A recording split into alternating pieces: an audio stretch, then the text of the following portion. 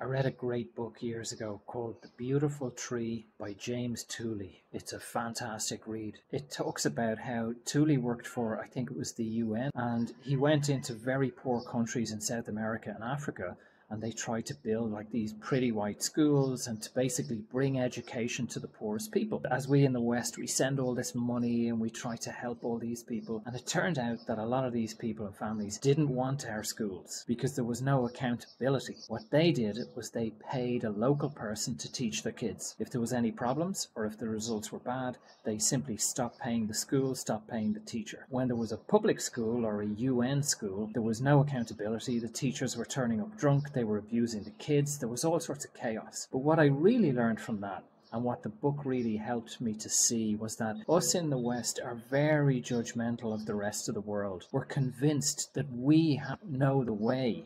With our electric cars and our expensive handbags and our iPhones, we're convinced that they're all so unhappy and poor. Oh my God, in Africa or South America. The reality is that a lot of these people are a lot freer, happier than we are. We have all the junk. We have all the trinkets and designer shoes. They have freedom that most of us don't have. It is just interesting to see how the human ego really doesn't know what's happening out there. We're looking through our own brainwashing and conditioning and righteousness.